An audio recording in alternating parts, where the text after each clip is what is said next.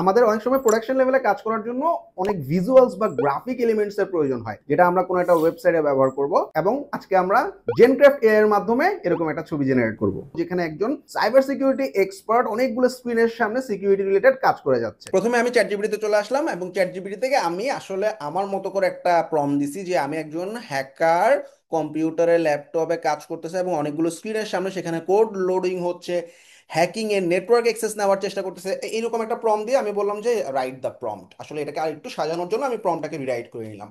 সে খুব সুন্দর, এবং আমি বলে দিচ্ছি আমাদের ইমেজ যেটা হবে সেটা কেমন হবে, সাইবার পাঙ্ক টাইপের একটা ইমেজ জেনারেট করে দেওয়ার জন্য বললাম। সে আমরা কিন্তু দেখতেছি এখানে সুন্দর একটা প্রম্পট জেনারেট করে দিচ্ছে আমাদেরকে। এই প্রম্পটটা আমরা কপি করলাম, কপি করার পর আমি এই স্ক্রিনে দেখানো যে লিঙ্কটা আছে jencraft.com, এই ওয়েবসাইট jencraft.com স্ক্রিনে দেখানো এই লিঙ্কটাতে চলে যাব এবং এই লিঙ্কে গিয়ে জেনারেট বাটনে ক্লিক করার পর আমার কাছে প্রম্পট চাবে। আমি প্রম্পটটা এখানে দিয়ে জেনারেট বাটনে ক্লিক করার সাথে সাথে আমি কিন্তু এইরকম সুন্দর একটা ইমেজ জেনারেট করে ফেললাম, যেটা আমি প্রোডাকশন পারপাস ব্যবহার করতে পারি। একজন সাইবার সিকিউরিটি এক্সপার্ট কাজ করতেছে এবং এখানে কোনো কিছুর এক্সেস নেওয়ার চেষ্টা করতেছে। সাধারণত কোনো একটা ক্লায়েন্টের এই ধরনের প্রোডাকশন লেভেলের কাজ দরকার হতে পারে, যেখানে তার একটা সাইবার সিকিউরিটি রিলেটেড ওয়েবসাইট আছে, এইরকম কিছু ছবি লাগতে পারে।